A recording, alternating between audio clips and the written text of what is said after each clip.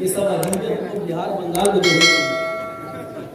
کرناٹک آندھرا کشمیر کہیں بھی چلے جاؤ بڑے سکون سے سنتے ہیں لوگ. مجال ہے کہ کسی کی آواز نکل جائے.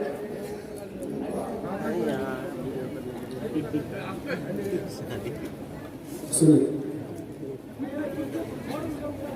تو میں عرض یہ کر رہا تھا کہ وہ پیرس سب سے زیادہ اسکرٹ گھٹنے سے اوپر کپڑے پہنے جاتے ہیں وہاں پر, گھٹنے سے نیچے پھیلاؤ نہیں, اور اوپر کا ڈریس بھی بہت چھوٹا, مطلب کمر اور پسلی سے نیچے یہ کوٹ وغیرہ کا حصہ اوپن ہونا چاہیے. یہ اسکول اور کالج اور یونیورسٹیز کی ڈریسز ہے پیرس کی. اور اس اسکول میں 5 سال کی بچی جب گئی تو پورا ڈریس پہن گئی.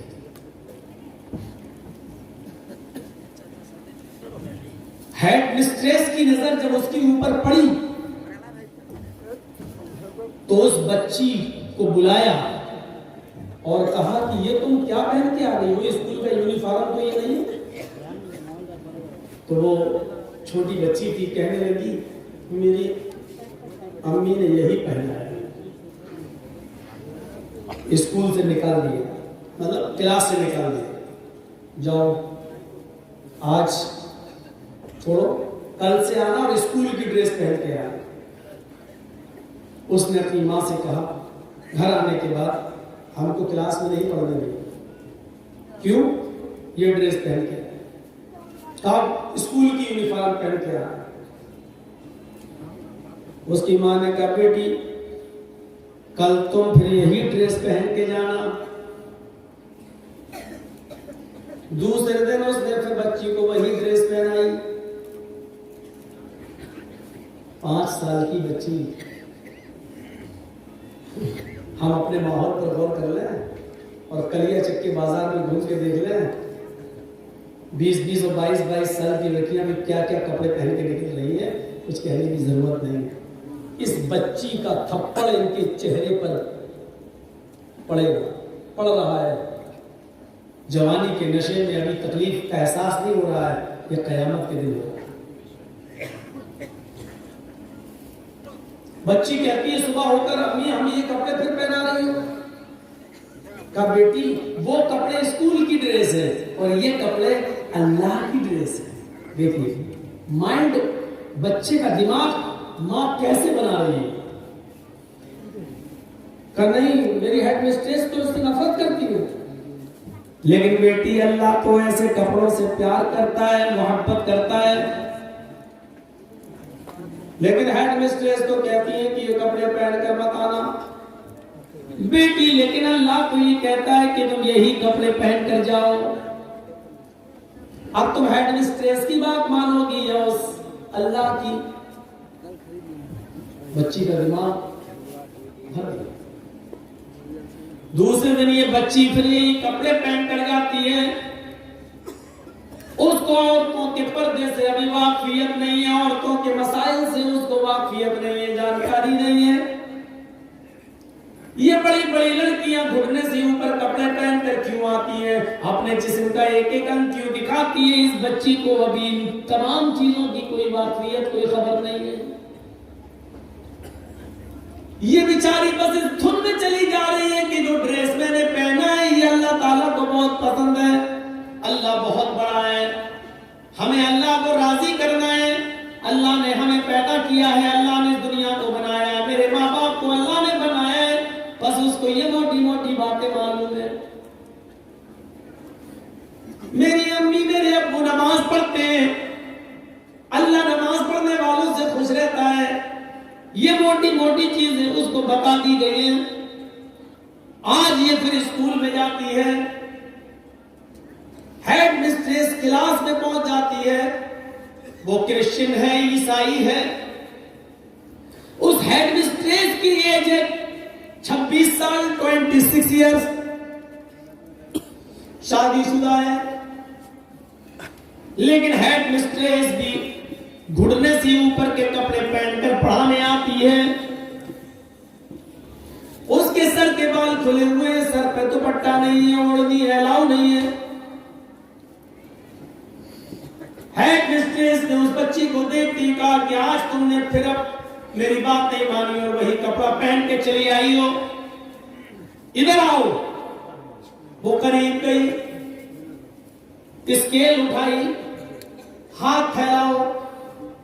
معصوم سی بچی نے ہاتھ پھیلا دیا. ہیڈ مسٹریس تابڑتوڑ اس معصوم بچی کے ہاتھ پر چھڑیاں برسانے لگی. اس ہاتھ میں مارتی وہ بچی ہاتھ ادھر کر لیتی, دوسرا ہاتھ پھیلا دیتی, دوسرے ہاتھ میں مارتی وہ ہاتھ بغل میں دبا لیتی, پہلا ہاتھ پھیلا دیتی. 5-6 چھڑیاں کھانے کے بعد وہ چھوٹی سی بچی کہتی ہے کہ میری سمجھ میں نہیں آتا ہے میم, میں کس کی بات مانوں اور کس کی نہیں مانوں.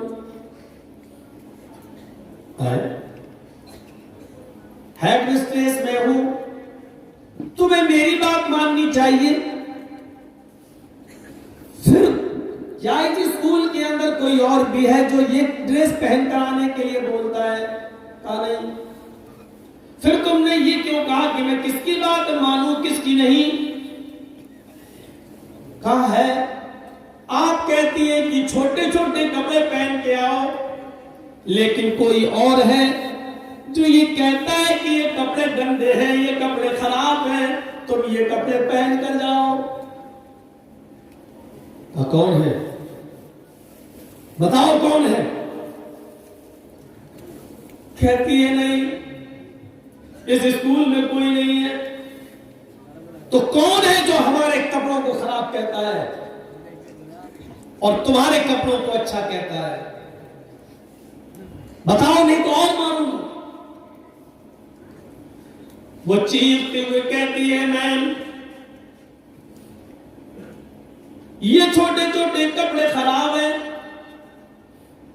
اور جو مجھ سے یہ کہتا ہے کہ یہ کپڑے پہن کر جاؤ یہ اچھے کپڑے ہیں, شریف لوگ یہ کپڑے پہنتے ہیں, اور ان چھوٹے چھوٹے کپڑوں کو پہن کر آنے سے منع کرتا ہے اگر کوئی ہے تو وہ ہے میرا اللہ, میرا اللہ, میرا اللہ. یہ لفظ اس نے 3 مرتبہ نکالا, وہ ہے میرا اللہ, میرا اللہ, میرا اللہ. ہیڈ مسٹریس کے ہاتھ سے چھڑی چھوٹ گئی. اس چھوٹی سی بچی کے اندر یہ سنسکار کس نے, یہ تہذیب کس نے بھری ہے؟ ہمارے ان کپڑوں کو گندا اور ان کپڑوں کو اچھا بتانے کی شکشا اور تعلیم اس کو کس نے دی؟ یقیناً اس کی ماں نے اس کو بتایا ہوگا, لیکن اس بچی نے اپنی ماں کا بھی نام نہیں لیا بلکہ ڈائریکٹ اس بچی نے اللہ کا نام لیا. یعنی اس ماں نے اس کو یہ تعلیم دی کہ یہ چھوٹے چھوٹے کپڑے میں جو تم کو پہننے سے روک رہی ہوں یہ میرا روکنا نہیں ہے بلکہ اللہ کا روکنا ہے. ہیڈ مسٹریس کا سر چکرانے لگا. اس نے اس بچی سے کہا کہ اپنی جگہ پر بیٹھ جاؤ. پھر وہ پڑھا نہیں سکی, اس نے اپنا پرس اٹھایا, سر میں اس کے درد ہونے لگا اور وہ اسکول چھوڑ کر سیدھے گھر کی طرف چلی جاتی ہے. گھر میں گھستی ہے تو اس کے ہسبینڈ نے کہا کہ آج تو بہت جلدی آ گئی ہو. کہنے لگی پلیز آج مجھے ڈسٹرب نہ کرنا, مجھے نیند آ رہی ہے, سو جانے دو, میرے سر میں درد ہے. اس نے بلینکٹ کمبل کو اپنے اوپر ڈالا اور لیٹ گئی. جتنی دیر وہ بلینکٹ کے نیچے کمبل کے نیچے لیٹی تھی وہ سوچ رہی ہے میری عمر 26 سال کی, جو کپڑے پہن کر میں اسکول میں جاتی ہوں ان کپڑوں کو تو ہمارے نبی عیسیٰ مسیح نے بھی پہننے کا حکم نہیں دیا.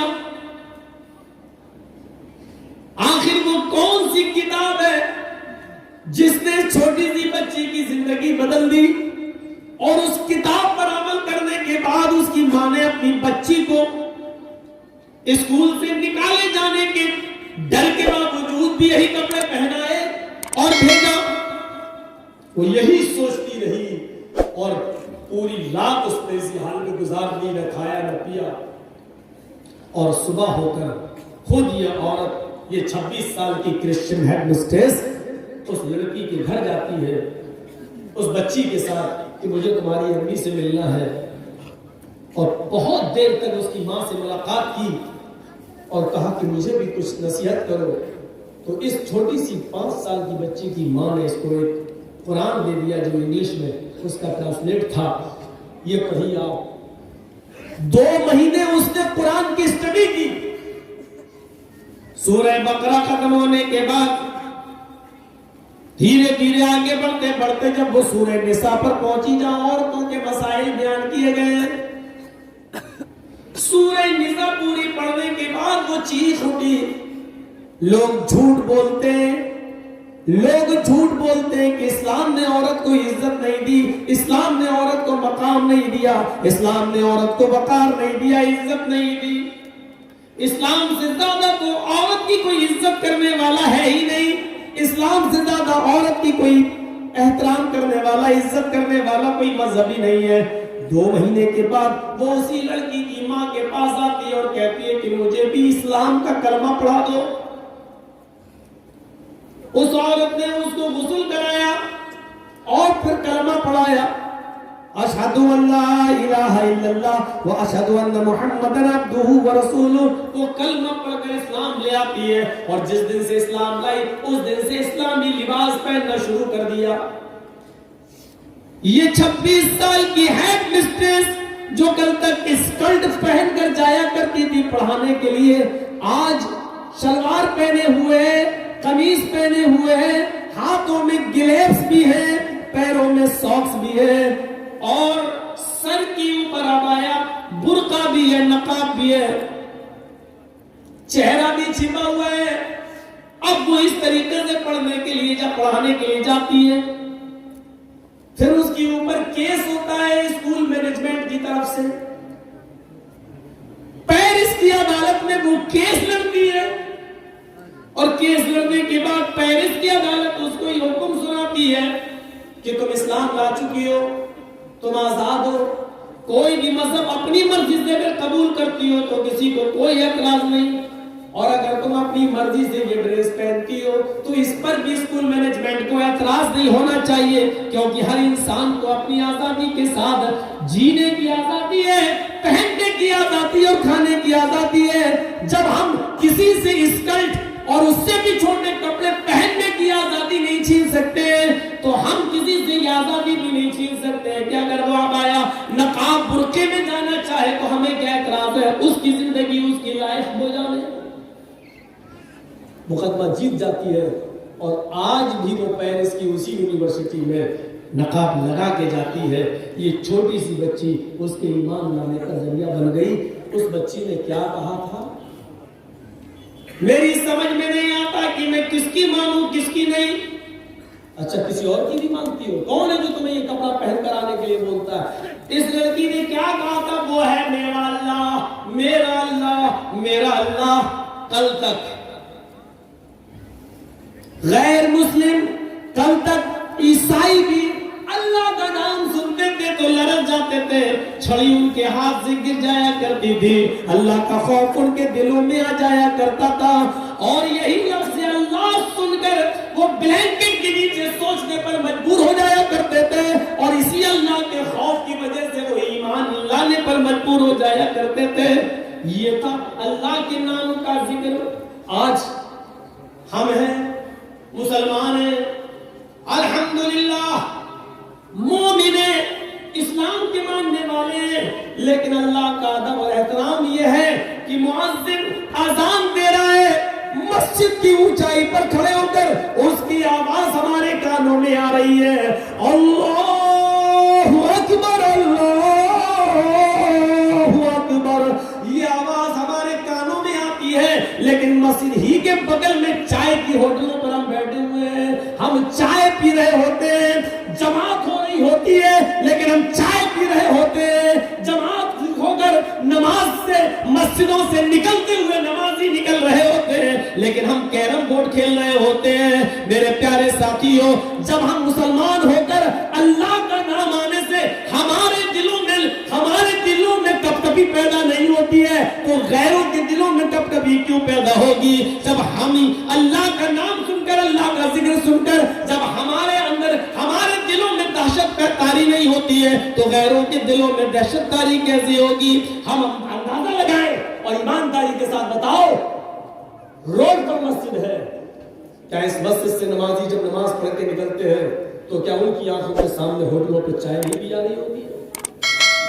کیا ان کے سامنے کیرم بورڈ نہیں کھیلے جا رہے ہوتے ہیں؟ کیا ان نمازیوں کے سامنے مسلمانوں کی دکانیں نہیں کھلی ہوئی ہوتی ہیں؟ کیا صرف ان مٹھی بھر نمازیوں کے لیے مسجد بنی تھی؟ تمہارے لیے نماز معاف تھی؟ تمہاری غیرت نے، تمہارے ایمان نے، تمہارے اسلام نے یہ کیسے گوارا کر لیا کہ اذان ہو جانے کے بعد بھی تم دکان کھولے بیٹھے ہو؟ تمہارے کلیجے اور تمہارے دل یہ کیسے برداشت کر لیتے